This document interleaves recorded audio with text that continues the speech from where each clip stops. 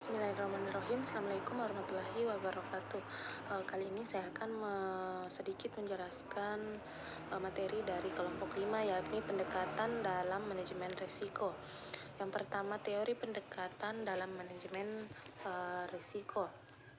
Dalam mempelajari manajemen risiko, kita dapat menggunakan setidaknya dua pendekatan.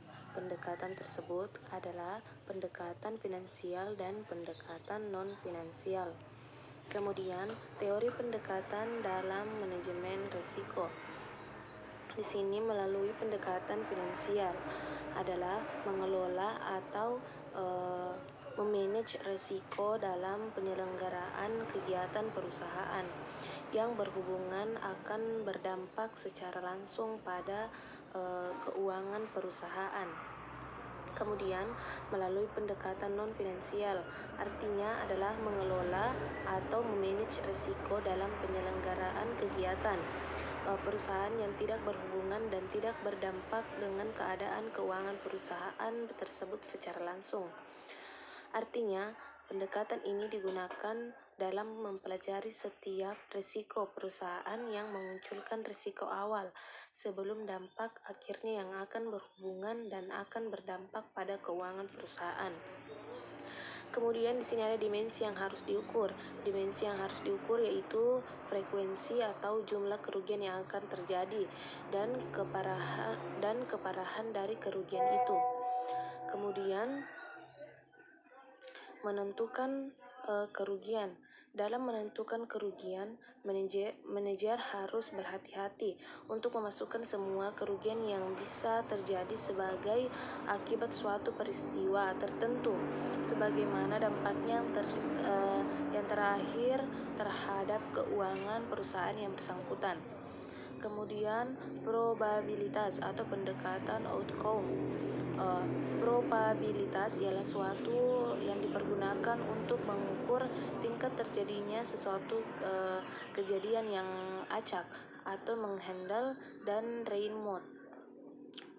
Kemudian dalam mempelajari probabilitas ada 3 kata kunci yang harus diketahui, yaitu eksperimen, hasil atau outcome, dan kejadian atau peristiwa atau event. Kemudian terdapat 2 jenis pendekatan dalam menghitung probabilitas, yaitu pendekatan yang bersifat objektif dan subjektif. Kemudian di sini probabilitas atau pendekatan outcome, pendekatan objektif. Pendekatan objektif terbagi menjadi 2, yaitu pendekatan klasik dan pendekatan frekuensi relatif. Kemudian pendekatan subjektif. Pendekatan subjek didasarkan atas penilaian seseorang dalam menyatakan tingkat kepercayaan.